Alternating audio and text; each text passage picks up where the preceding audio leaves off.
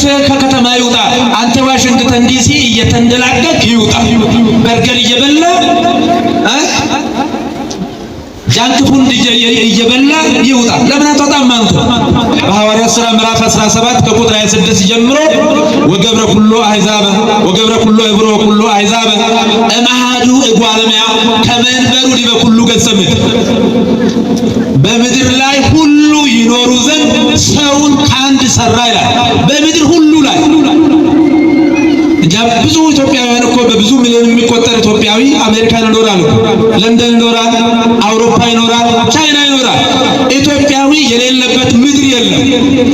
ስለዚህ መነኮሳት አንደኛ የኔ የሚሉት የሌላቸው እንደሚገባኝ ድሆች ምስኪኖች ናቸው። መነኩሴ እኮ ቢሞት የሚገንዘውን ካሌለም እኮ በራሱ ላይ በር ቆልፎ ነው የሚተኛው። አይመለከታቸውም። ጁንታው ይውደም ምን አገባኝ? ለንስሐ ያብቃው። እምቢ ካለ እግዚአብሔር በሚያጠፋው አድሮ ያጥፋው። ግን አንድ ጳጳስ እንዴት እንደዚህ አይነት በጣም ራሳቸውን አዋርደው ቤተክርስቲያንን የሚያዋርዱ አሉ።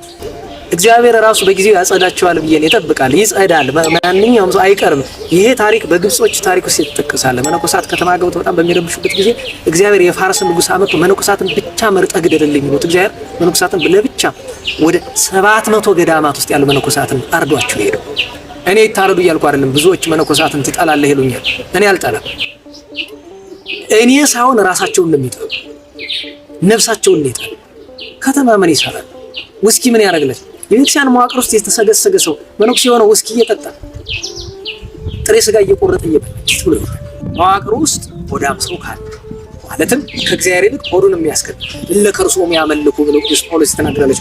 ሆዳቸው አምላካቸው ያለ ሰው መዋቅር ውስጥ ካለ መነኩሴ ሆኖ መንኩስናን የሚያሳፍር ሰው መዋቅር ውስጥ ካለ ሙስናን የሚቀበል በገንዘብ የሚገዛ ሰው ካለ ምንፍቅና ያለበት ሰው ካለ እንዴት ነው ምዕመናን እንዴት አድርገን ማስተካከል እንችላለን? እንዴት ነው ምዕመናንን ወደ ሰማያዊ ማዕረግ ማድረስ እንችላለን? በጣም አስቸጋሪ ስለሆነ እንደ ቤተክርስቲያን መዋቅር በተቻለ መጠን ሌሎችም ችግሮች አሉ። ግን እንደው ቀድሞ ይሄ ነገር ቢታሰብበት እንዲህ ደክመው ለዚህ ያደረሱትን ቤተክርስቲያን ያጡትን ምዕመናን እንድታጽናኑልን በዚህ አጋጣሚ ይሄን አስተላልፋለሁ። ወደዛ ያሉ ምዕመናን እንደምታያቸው በጣም ብዙዎቹ በእንባ ተለቅሶ ላይ ናቸው ያሉት። ብዙዎቹም እየመጡ እያለቀሱ ነው የሄዱት።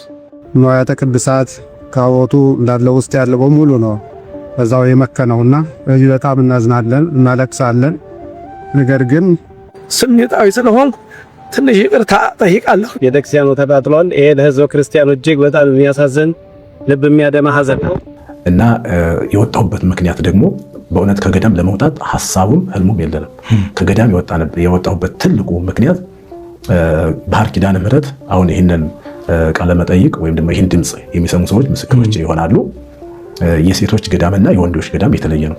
እኛ የምንገናኘው ስራ ለመስራት ወይም ደግሞ ቤተክርስቲያን ለአገልግሎት ካልሆነ በስተቀር ከዚያ ውጭ ሴቶችና ወንዶች አይገናኙም እና በ1987 88 በተለይ 88 አካባቢ አንድ አበምኔት ወደ ገዳሟ መጡ እና ወንዶች ማነው ሴቶች ወደ ወንዶች በዓት ወይም ደግሞ ክልል የማይገቡበት ምክንያት ምንድነው የሚል ጥያቄ አነሳ። ያው ይሄ ትውፊት ነው፣ የገዳሟ ትውፊት ነው፣ ታሪክ ነው፣ ህግ ነው፣ ስርዓት ነው፣ መሆን አይችልም ብለን ታገል ተናገን ተቃወምን። ያው የስልጣን ትንሽ ያለው በእኛ ላይ ትንሽ የሆነ ነገር ሲያመጣ በተለይ እኔ ለምን ይሆናል አይሆንም የሚልም አቋም ስለነበረኝ እና በእኔ ላይ ልዩ ጥላቻ አሳደረና አሳደሩ አበምኔቱ። በዚያ ምክንያት ያው ወጣሁኝ። የዛን ጊዜ የኔ ስህተት ምንድነው በቀጥታ ወደ ከተማው አቅጣጫ ከመምጣት ይልቅ ሌላ ገዳም የተሻለ ገዳም ወደ ሌላ ገዳም መሄድና መግባት ነበረብን። የኛ ስህተት እዚህ ላይ ነው፣ በተለይ የኔ ስህተት እዚህ ላይ ነው ብዬ ነው የማስበው፣ እውነቱን ስናገር ማለት ነው። ያንን ተቋቁሞ ባለመኖሮት ባለመቆየቶት ይስተታታሉ ማለት ነው። አዎ ማለት ከገዳሙ እንደወጣው በእርግጥ ከገዳሙ ከምኖረው በላይ ፍሬ አፍርቻለሁ። ነገር ግን ለራሴ ከምንኩስና መስፈርቱ አንፃር ከዓላማው አንፃር ግን የኔ መኖሪያ ገዳም ነበር መሆን የነበረበት። ምንኩስና እንግዲህ ምንድነው ስንል ምንኩስና ከዚህ ዓለም መለየት ነው። ለምሳሌ አንድ ሰው ለመልኩስ ቢል ምንድነው መስፈርቱ? ጥሩ መስፈርቱ እንግዲህ መጀመሪያ ዝግጅት ነው። መንፈሳዊ ዝግጅት እኔ ገዳም ገብቼ ገዳም እኖራለሁ ሳይሆን ገዳም ገብቼ ገዳም ስኖር ምንድነው ከኔ የሚጠበቀው? ምንድነው ማድረግ ያለብኝ የሚለውን ነገር በሚገባ መዘጋጀት አለበት። ምንኩስና ቆብ አድርጌ ቀሚስ ለብሼ እንደዚሁ እኖራለሁ ሳይሆን ምንኩስና ወይም ደግሞ መነኩሴ ለሚሆን የሚያበቁትን ተግባራት በሚገባ ማወቅ መቻል አለበት እና እውነት ለመናገር ምንም ወደዚያ ወደዚህ ሳንል የመነኮሳት ጽንሰታቸውም ውልደታቸውም እድገታቸውም ገዳም ነው መሆን ያለበት። መኖሪያቸው እስከ መጨረሻው እዚያው ገዳም ነው መሆን ያለበት። ይሄ እውነት ነው።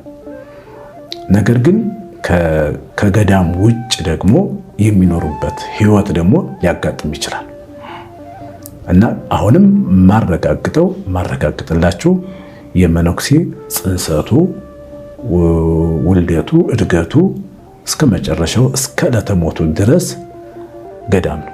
ምክንያቱም አሳ ከባህር ከወጣ ሟች ነው፣ አይቆይም፣ ወዲያው ነው። ይሄ ዓለም አይመቸውም። ከባህሩ ውጭ ያለው የብሱ ለአሳ አይመቸውም። የሚገርማችሁ ነገር እሱ ነው። አሁን ሌሎቹ ከባህር ወጥተው ትንሽ ሊቆዩ ይችላሉ፣ አሳ ግን አይቆይም። መነኩሴ ከገዳም ከወጣ ልክ አሳ ከባህር ሲወጣ ወዲያው እንደሚሞተው ሁሉ እንደማይመቸው ሁሉ መነኩሴም ከገዳም ሲወጣ ብዙ ፈተናዎች ይገጥሙታል። አሁን በዘመናችን የምናያቸው በከተማ ውስጥ የምናያቸው መነኮሳት ከተማ ውስጥ ምንድነው አገልግሎታቸው? ስለዚህ ከባህር የወጣ አሳ እንደሚሞተው ሁሉ መነኮሳትም እንግዲህ ቀድሞ ሞተዋል ተብለው ነው እንግዲህ የሚመነኮሱት። ሁለተኛ ሞት እየሞቱ ነው ማለት ነው በከተማ መኖራቸው። አንድ እሱ እንዲይዙልኝ ነው። ሁለተኛ መነኩሴ ሚስቱ ቆቡ ናት እርሱም ብለውታልና አሁን ደግሞ በዘመናችን የምናያቸው ትላልቅ ጥፋቶች አሉ። እስከ መውለድ ድረስ የደረሱ በአደባባይ የሚታዩ የሚሰሙ አንዳንድ መረጃዎች አሉና ምንድነው ይሄ እየሆነ ያለው? ምክንያቱም እናንተን እየወከለ መነኩሴ የተባለ አካል ነው ይሄን እየፈጸመ ያለውና እንዴት ነው የምትቃወሙት ይሄንን ተግባር? የከተማ መነኩሴ፣ የገጠር መነኩሴ፣ የገዳም መነኩሴ አይባልም። መነኩሴ ነው። መነኩሴ ከምዕመናን ቤት ሄዶ ማለት ነው እስከሚበቃው ድረስ መብላት ሳይሆን እየፈለገ መተውን፣ እሱን ነው በቃ የሚያስፈልገው። አሁን የምዕመናን ልብ የምዕመናን አይምሮ የምናቆሽሸው እኛ መነኮሳት ከሆን አይ ልጆቻችን ወይም ደግሞ ልጆቼ ቆሽሸዋል፣ ተሰናክለዋል። ብዙ ሰዎች በመነኮሳት በአባቶች አይምሯቸው ቆሽሸዋል፣ ተሰናክለዋል፣ ሃይማኖታቸውን እንዲቀይሩ ሁሉ አድርጓል። ስለዚህ ምን እናድርግ የሚለው አካል አለ፣ የዚህ ባለቤት ማለት ነው። አጠቃላይ የኛን የምንኩስና ህይወት የሚጠብቅ ክህነት የሰጠን ምንኩስና ህይወታችንን አጠቃላይ የሚጠብቅ አካል አለ። ለምሳሌ ቅዱስ ሲኖዶስ ጠቅላይ ቤተ ክህነት እየወረደ ሲሄድ ደግሞ ሀገረ ስብከት ወረዳ ቤተ ክህነት አጥቢያ። አሁን እኔ ሁልጊዜ የምቃወሙ ምንድነው የማይመለከታቸው ሰዎች ስለ መነኩሴ የማይመለከታቸው ሰዎች ስለ ጳጳስ ሲናገሩ ይገርመኛል። ሁልጊዜ ማለት ነው ይገርመኛል። የሚመለከተው አካል ለምን ተኛ? የዝሆን ጆሮ ይስጠኝ ብሎ ለምን ዝም አለ? ለምን ተኛ ነው